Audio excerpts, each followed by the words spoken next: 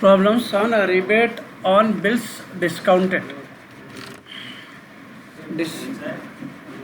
Fourth unit है, ठीक है। हाँ, तो यहाँ पे जो है अपने को डिस्काउंटिंग ऑफ बिल्स देखे थे अपन। लोग क्या करते हैं, बैंक्स को बिल्स भेज देते, तो उसके अंदर प्रॉब्लम क्या होता अक्सर, अब उन्हें अपन जो है ईयर देखते अक्सर जो है अप्रैल से मार्च रहता ईयर अकाउंटिंग। अब उन्हें समझो कि उन्हें अप्रैल में मार्च से अप्रैल अपना अकाउंटिंग ईयर रहता, अप्रैल से मार्च अकाउंटिंग ईयर रहता अपना। तो अगर उन्हें समझो इससे पहले अप्रैल से पहले के जो मार्च है वो मार्च में उन्हें अगर बिल डिस्काउंट करा तो ये 2 साल में बढ़ जाता बिल, 1 साल में हिसाब नहीं घटता उसका। तो वैसे टाइम पे क्या हो जाता, थोड़े बिल आउटस्टैंडिंग रह जाते, थोड़ा लास्ट ईयर वो नहीं होते, रिकवर नहीं होते। तो इसके लिए बैंक वाले ये अकाउंट्स मेंटेन करते, ठीक है। इसको रिबेट ऑन बिल डिस्काउंटेड बोलते हैं। हो रहा क्या यहाँ पे, the following is an extraction from the trial balance of HMD bank. HMD bank है, 31 मार्च 2008 को इन्होंने हिसाब कर रहे हैं, okay. Bill discounted 10 lakh, 10 lakh के बिल डिस्काउंट हुए, जिसमें rebate on bill discounted not due on March 31, 2007। तो यहाँ पे क्या होगा बोले तो डिस्काउंट रिसीव हुआ 3,02,000 और 60,400 ये लास्ट ईयर के थे, वो ये साल में पैसे आए सर अपने। लास्ट ईयर के जो बिलां थे वो टाइम तो मैच्योर नहीं हुई थी, डेट नहीं आई थी उन लोगों की, तो ये साल में उसको रिबेट बोलेंगे, ओके। ये 2007 का है, ये अच्छे तरीके से याद रख लो, आखिरी में काम में आ पाए। आप इन्हें डिटेल्स दिया आपने को, ये साल के बिलां, ये साल में जो है ये जो बिल ख़त्म हो रहा, ड्यू डेट जिसकी आ रही है साल में, एक है 2,30,000 का बिल है जो 5 जून को ख़त्म हो रहा बिल, उस दिन पेमेंट आना है अपने को। 13% डिस्काउंट पे लिए थे अपन उसको। ऐसी जो है 4 बिला हैं, 12/6, 25/6 और 6/7, ये अलग अलग बिला हैं, ये अलग अलग उसके discounting rates. Show the rebate on bill discounted as on 31/3/2008। Show the necessary journal interest. Light ले लो। सबसे पहले देखो, ज़्यादा मुश्किल नहीं है, बहुत इजी है, यही कॉन्सेप्ट आपको दिमाग में बैठ जाता।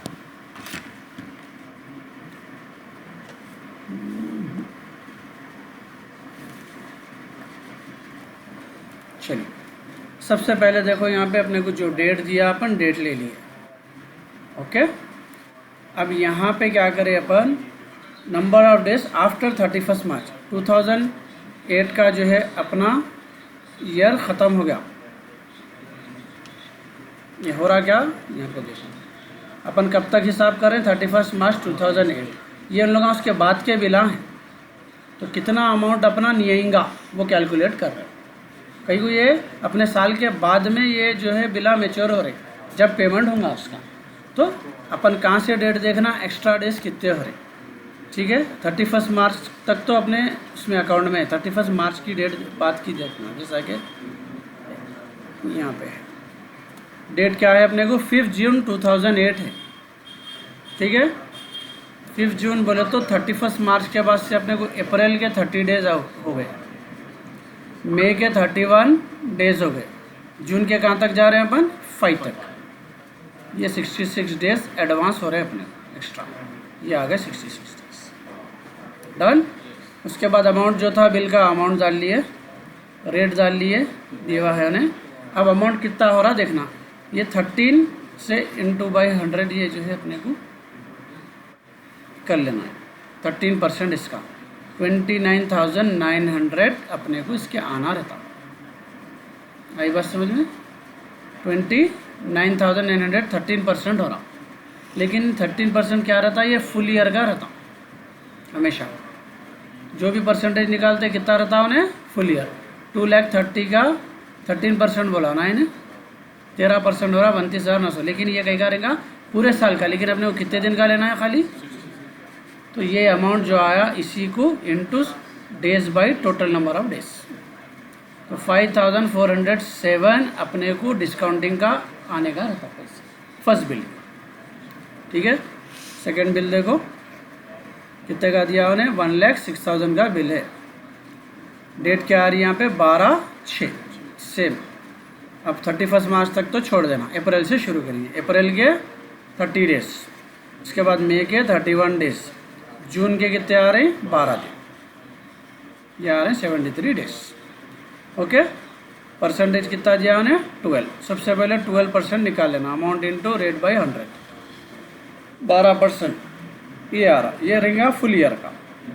कितने दिन का लेना है अपने को 73 डिवाइडेड बाई 365 अमाउंट से। आगे आना समझ में, चारों भी कर ले सकते। क्या बोले, अमाउंट है ना, अमाउंट साल का कितना आया अपने को 12,720 आया साल का, इनटू कितने दिन का होना है amount divided by total days. Okay, कभी भी याद रख लो, परसेंटेज रहा तो बाई 100 रहता, मंथ्स में रहा तो बाई 12 रहता, डेज में रहा तो बाई 365 रहता। ओके, चलिए होगा, चारों का भी होगा इसमें, अमाउंट चारों का भी आगा अपने। अगर पूछा तो बनाना मैं बता दिया ना आपको कैसा बनाना है, सो बताया। मेनली कॉन्सेंट्रेट स्पीच करो, बहुत कम, अगर पूछ लिया तो पूछता हूँ। चलिए ये हो गए अपने को। तो टोटल बिल्स तो 10 लाख का हिसाब घट गया अपने, अब टोटल करें तो उसका जो है कितने हो रहे, 25,604 रुपये हो रहे टोटल।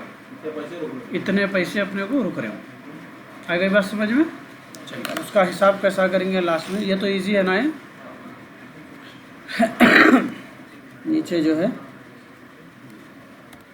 टोटल जो है अपने को ये डिस्काउंट रिसीव क्वेश्चन में दिया था, आपने फर्स्ट स्लाइड में दिया था, ये दिया था डिस्काउंट कितना आया बोल के दिया था ने 3,02,000, और लास्ट ईयर का कितना था रिबेट 60,400।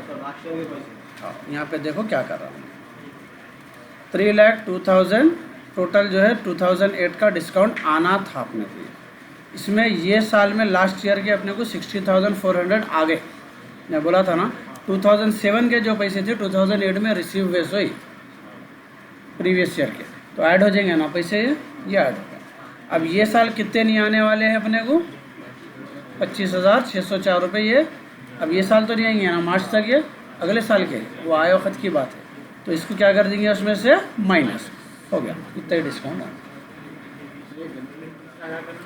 जनरल एंट्रीज में क्या क्या बन रहे हैं देखो। सबसे पहले rebate on bill discounted to discount. सबसे पहले फर्स्ट एंट्री जो दिया उन्हें रिबेट की अपने को, ये रट लो, ये तीन ही ऐसी बनते एंट्रीज अपने। एक rebate discount discount rebate, last का जो आंसर आया वो डिस्काउंट प्रॉफिट एंड लॉस में जाते, तीन एंट्री बनते हैं। ये प्रीवियस ईयर का रिबेट है, ये प्रेजेंट ईयर का रिबेट उल्टी हो जाती है एंट्री। ये आए 100 है पैसे, ये नहीं आ रहे 100 पैसे। Being unearned discount of previous year adjusted, पिछले साल जो नहीं आया वो ये साल आ गया 100। बीइंग अनअर्न डिस्काउंट डिडक्टेड, जो ये साल नहीं आया पैसे वो डिडक्ट कर लो। ठीक है, बनाते बनाओ तो, नहीं तो लाइट ले लो उसको। नहीं, अगर पूछा तो 1-2 एंट्रियाँ बनाने की कोशिश करो। अगर इसी समझ में ये एक ही दिया हुआ है प्रॉब्लम इसका फिलहाल नहीं, लास्ट टाइम भी एग्जाम में ये आया हुआ है।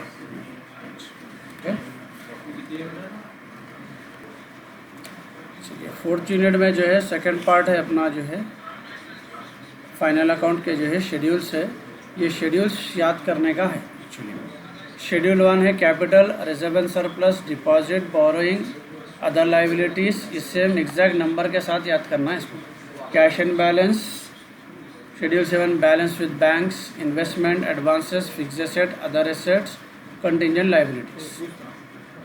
ठीक है, अब इसमें इजी क्वेश्चन बता रहा हूँ, वो अगर आया तो हिसाब से, इन केस बैंकिंग का नहीं करे तो, मगर डिस्काउंटिंग ऑफ बिल का इजी है, विच अटेम्प्ट करूँ, फिर भी ये बता दे रहा हूँ इसमें।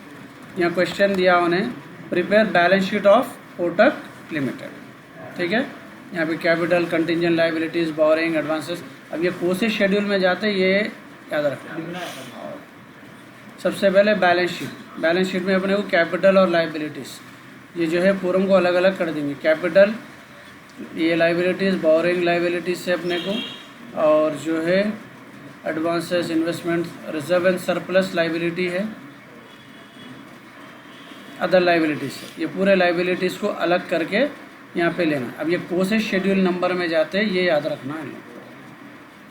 कैपिटल फर्स्ट था, schedule number 1, reserve and surplus second है, deposit third, borrowing 4, other liabilities 5, इसका टोटल कर दिया। बाकी के पूरे जो है अपने को एसेट्स में जाते हैं इसमें, ठीक है। Cash and balance, bank, investment, advance, fix asset, other asset, ये 6, 7, 8, 9, 10, 11। कंटिंजेंट लाइबिलिटीज़ 12 में है। ये ऑर्डर में जाते पूरे, उन्हें आगे पीछे दे सकता उसको, ये ऑर्डर में लिखना है अपने, ठीक है। अब इसके बाद एक एक शेड्यूल का बॉक्स बना के डालना है। कैपिटल इसमें जा रहा, रिजर्व एंड सरप्लस का इसमें जा रहा, deposit schedule number 4, schedule number 4 है borrowing, schedule number 5 other liabilities, schedule number 6 cash and bank. ये पूरे बना के 12 शेड्यूल के 12 शेड्यूल इसके अंदर डालना है। ये है प्रॉब्लम, याद करना है। अगर प्रॉब्लम ऐसा दिया तो परेशानी होती है। ये दिख रहा है, इसमें छांटना पड़ता है, ठीक है। 12 तक याद करो, उससे ज़्यादा नहीं होता है, ठीक है। दिया तो इजी प्रॉब्लम दे देता, नहीं तो इसमें क्या है, इसमें भी छाट सकते। कैपिटल अलग, रिजर्व सरप्लस सेकेंड, ठीक है।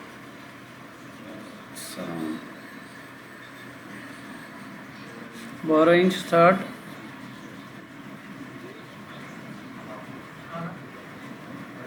ठीक है। इसको देख लो एक बार। एक प्रॉब्लम तो इजी है, सेकंड वाला ट्राई करो सॉल्व करने का। खाली शेड्यूल्स में डालने का है, फिर शेड्यूल्स में अलग अलग बॉक्सेस बना के उसके अंदर अपने को वो कर देने का।